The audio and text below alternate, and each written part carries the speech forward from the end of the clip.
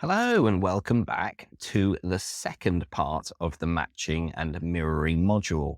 So in the first part, we looked at people and who people typically like. And hopefully by now we've established that people like people who are like themselves or how they would like themselves to be. Now, that's great in the knowledge of that, but how can we use it? How can we be more like people? One of the first questions I often get asked is, well, what if I don't want to change? What if I just want to be who I am? Surely I shouldn't have to change to be like other people? Well, that's a great question, and it's typically up to you. Now, if you're in a negotiation scenario, are you willing to make some slight alterations? And will you enjoy it if you do? In which ways you'll enjoy it could be financially. It could be that you just build a rapport with your counterpart. If it's in a personal scenario, maybe you become better friends with that person, someone who you never thought that you would be able to build a rapport with, and you do, which could actually change your life. It could change your life direction. So it's entirely up to you. If you'd like to continue doing things exactly the way you're doing it, exactly how you are, in whichever way you like, then that's great. But this is a negotiation skills course. And if you want to get those deals and you want to build that rapport to enable you to do so, this is something essential. I also do encourage you to try it out in your personal life too. Now, this might be something that you've noticed or explored in the past. If you haven't, the best thing to do is to go and experience it first, again, in a social setting. So, for example, when you next go for a meal or when you next go to a coffee shop, just look at the people around you and focus on their body language. What you'll typically notice when you're observing those people is either they will not match. For example, they'll look a bit awkward. Maybe you see a couple on their first date and their body language is completely out of sync. One person picks up their cup, the other person's scratching their head, and then they look at the other person and think, oh, they've just had a sip of their coffee, so I should. Something along those lines. But when you see people who are good friends, they're having a great chat, really engaged, really together in their body, everything they're saying, they're engaged in a great conversation. What you'll notice is that their bodies are sort of in sync. So without even thinking about it, without even realizing it, if one of them picks up their coffee cup, the other person will probably do it at the same time or very, very slightly before or afterwards. And this happens for a reason. It's again part of psychology. It's again part of human nature. It's a bit like yawning. When one person yawns, other people in the room yawn, even if they can't see them. It's subconscious. The power of the subconscious, no one really understands it yet. It's one of those things like outer space and dreams that no one really can explain rather than just spouting theories. But there is something there and you can see it. This is something that you will notice. If you go for dinner, it's the same thing. If you see people engaged in conversation, you will notice that they maybe eat at the same time and they pick up their glass at the same time. But also people who are maybe best friends sitting close to their other friend who is talking to somebody else, even though they're not directly engaging with that person, they're still going to be in sync with the person that they've already built that synchronization with. Observe when you go out, look at people's interactions. See if you can establish if they're close friends or if they've just met. In coffee shops, it's great because you can really spot people who do not know each other very well just by looking at their body. You don't have to know them. You don't have to understand or even hear what they're saying. You can usually tell by their body language. So one little challenge that I'd like to give you just to test it. This is a real eye-opener. Next time you go for a meal, regardless of who you're sitting next to, pick someone on the table who is sitting at least one or two people away from you. Okay, so not someone you're sitting directly next to and not one who's sitting directly opposite you, but someone a little bit further away. Okay, now, obviously, you don't want to let them know that you're doing this, because if you do, they'll be like, hey, what are you doing? You're copying me. But what I urge you to do is to mimic what they're doing, to copy what they're doing. So, for example, when they're eating their food, if they pick up their fork, you pick up your fork and you do whatever they're doing. Not copying, but just doing similar things at a similar time. If they pick up their glass, you pick up your glass. If they gently rearrange their hair, then you do the same. If they move slightly to one side in their seat, then you do the same. So don't do anything that's going to be too obvious. For example, if they stand up, doesn't mean that you stand up, because then that would be awkward. But for example, if they move their elbow from leaning on the left-hand side to the right-hand side, something subtle, then mimic it. Make sure it's subtle. Make sure it's something that's not noticeable. But the subconscious, their subconscious, will notice that you're doing it and will gradually become more in tune with their body language, similar to yawning. Now, the fun part of this is, so for example, they pick up their glass, you pick up yours. They move to the left of their chair, you do the same, and you keep doing this for 5-10 minutes. Very subtle, very simple things, nothing major. But after a while, what you'll notice is when you then try to calibrate it, for example, you break the synchronization and then you pick up your glass or you scratch the side of your head, what you'll notice is they'll do it too, because their subconscious is synchronized with yours. And now you're making an action that they haven't made, so they need to make it to keep the sync. Try it. I know it might seem out of this world, but it is true and it definitely does work. When you want to practice the skills that I'm explaining to you, don't just leave it until you have your next negotiation. Use it in a social setting first. Try it, practice it, and do it with your close friends as well first, so that if you do something that's too obvious, then one of your friends will most likely say, hey, what are you doing, Dave? You're copying me. At least then it's a friend who will notice whilst you're learning and practicing. So going back again to the universal truth that people like people who are like themselves, or they like people who are how they would like themselves to be, let's look at the specific ways that you can be more like people, even if you have different hobbies, different pastimes, different way of life. There are certain things that you can do to make yourself more like them and to make them feel more comfortable in your presence. Now, just looking at the pictures first. So here we have politicians and also maybe the future King of England sitting there with Obama. And you have Obama again with an ex-UK Prime Minister. As you'll notice on the top picture, they're both holding their jacket in a similar way. They look pretty similar and they're dressed pretty similar as well. Now with a suit, this is why wearing a suit is a good option for negotiations, as long as the other people are going to be wearing a suit. But I'll talk to you more about what to wear in the next video. In the bottom picture, you can see Obama and also maybe future King of England sitting there with the same sort of pose. They've both got their legs crossed, they're facing each other, they both have their hands on their legs, but notice it's not exactly the same. Now, matching and mirroring is a form of unconscious or subconscious rapport, as I mentioned before. It's also a synchronization between body languages. It's not copying. It's better to think of it as pacing or dancing. I think dancing is the best way to describe it. One of you will do one thing, the other person will also match and mirror it.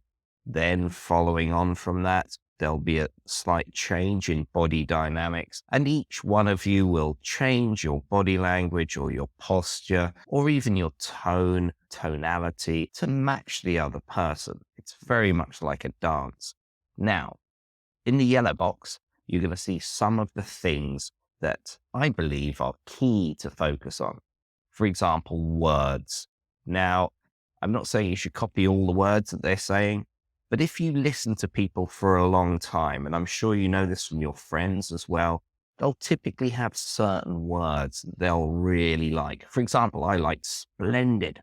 I think splendid is a great word. So when I hear other people using the word splendid, I automatically, subconsciously have a little bit more of a connection with them because they're using one of my favorite words. So again, pick positive words, never pick negative ones. But if they use a positive word at some point throughout the negotiation, use that word as well, especially if you're coming to the end of a topic or a discussion point. And they're like, wow, splendid. I'm glad that we've reached this consensus. Use that word as well.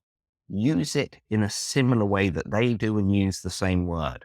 It has to be in the similar manner that they use it, in the context that they use it. Pick out their words, listen to them, find any words that they have a particular preference to. Find those words and use them yourself.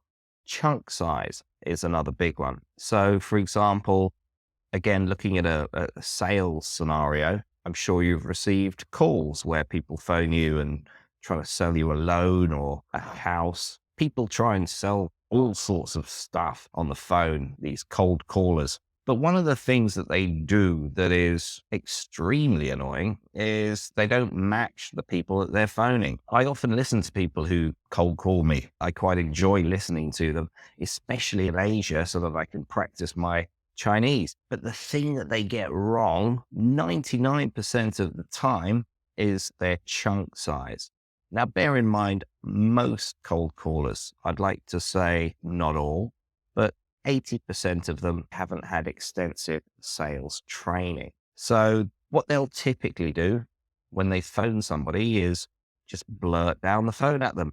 Hello, this is Darren. I'm phoning you. We have some great loans on offer at the moment. I work for this financial company. We can save you money. We can do this. We can do that. And they speak very quickly. They blurt out their whole sales pitch. And when the person puts the phone down, then they'll phone the next person and do exactly the same thing again. If you've ever received any sales calls, try and think about what they say to you and at what point you completely shut down and don't want to talk to them anymore. Or at what point you realize it's a sales call. Usually it's fairly early on because of them blurting their sales pitch at you. Now, most people, especially when these guys phone at the weekend, most people are sitting down, relaxing, watching TV, reading a book. They're in a very relaxed state. If someone says something to them like, hello, Mary, what are you up to? She'll be like, oh, I'm just reading my book. Yeah, it's really good. I'm really enjoying it. It's a slower, more concise way of speaking, but also the chunk size is also smaller. They give few words in a couple of sentences to express their meaning. So when somebody phones you up on a sales call and they're blurting all of this stuff at you, the chunk size is completely different. Very similarly, if you meet someone and say, hi, how was your weekend, Jack? And Jack says, oh, it was okay. Didn't really do much. And then Jack says, how was yours? And you turn around and say, oh, well, yeah, it was really good. I took the dogs to the park. We went swimming with the kids. And yeah, we found this really great place, and they talk for 10 minutes. The chunk size is different. You're breaking rapport by doing that.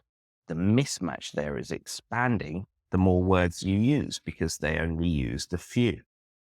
The third on the list in the yellow box is assertiveness. Now, this can really be best explained and shown by an assertive boss and a very unassertive employee. For example, if the assertive boss goes up and says, hello, Mark, have you finished that project yet? It needs to be done by Friday. And then Mark says, well, I'm not quite sure if it's going to be ready by then. It's not assertive. There's a mismatch there. Even if Mark turned around and said, actually, it's not finished yet, but it will be very soon in a more assertive tone, that is going to be matching the boss's level of assertiveness and will actually improve that overall snippet of conversation. Tone and tonality comes into this as well. If you have the matching tone and tonality to your counterpart, they're going to be feeling more comfortable with you. If they have a strong tone or a high tone, a high pitch even, and you're speaking in a very low pitch, there's a mismatch. Similar with voice and volume. So as best you can, if somebody is speaking slowly and gently, speak slowly and gently yourself. If they're speaking quicker, if they're adding the tempo, if they're pumping the tempo and being more assertive, do the same thing too. Physiology, anything to do with body language, anything to do with the posture, the way people stand, try and match it. If they're standing up straight and you're slumping over, again, there's a mismatch. Now, this one, breathing, this takes a long time to master. But for example, if you go for a run, maybe you're going for a run with your partner, your friend, and you get to the finish line and one of you is knackered, but the other one isn't. One of you is like, breathing heavily and the other one still has their normal breathing tempo. There is a mismatch there. That's an extreme example. But if you can match the breathing of your counterpart or even people that you speak to, that is extremely powerful. Maybe you've even noticed it. For example, if your husband or wife is laying on your belly when you're watching TV, you probably become more conscious of your breathing. And from that, you'll probably notice their breathing too. Now, by getting them in sync, you'll both feel more comfortable. Again, it's all about matching and mirroring. It's all about the natural synchronization of humans. Gestures, I've already mentioned. If you can match the gestures, if you can preempt gestures that people might use, for example, I mentioned Japan giving the symbol for let's talk about money. If you can know some gestures that are typical of a country or a culture, that's great. But also be aware of the gestures that people are using that you're discussing topics with or negotiating with as well. Notice them and use them. Eye contact. Now, when it comes to eye contact, this is a very personal thing and it's also very based in culture. In negotiations in the West, you have to have eye contact to gain that credibility and trust. As I mentioned before, in Asia, in certain circumstances, like if you have the floor, if you're speaking, people might not make eye contact with you. Typically, they will if it's a one-to-one conversation. But also, you want to match the amount of eye contact that you're giving and receiving. So, for example, if somebody is talking to you and they're looking at you in the eyes for 3 seconds and then looking away for 3 seconds and then looking back again, try and match that as well, because the level of eye contact they're giving you is typically the time duration of eye contact that they'd like to receive from you. So make it easy for them, match it and mirror it to build that stronger subconscious bond with them. Okay, so I know this is all very psychological and human nature based, but it is essential because negotiation is to do with people. People like to do business with people that they like. And as we saw, people like people who are like themselves or how they would like themselves to be. So improve these skills. And it's not just for negotiation, it's also for everyday, day-to-day life. Okay, so I hope that's been insightful. Please do practice it, but definitely practice it with people that you're comfortable with, your family and friends first, so that if you do make mistakes, and it does take time to practice and it does take time to get it right, it will be worth the while. And even if you do try it with friends, say, "Oh, yeah, I'm trying this new idea and seeing if it works." Hopefully it'll get them trying it too. You'll be discussing it. They'll probably even tell you stories about times they've noticed it and things that they've seen. So it's all a learning journey. Try it, practice it, and you will improve and it will be good for you. So hope that's been great. And I will see you in the next video. Many thanks.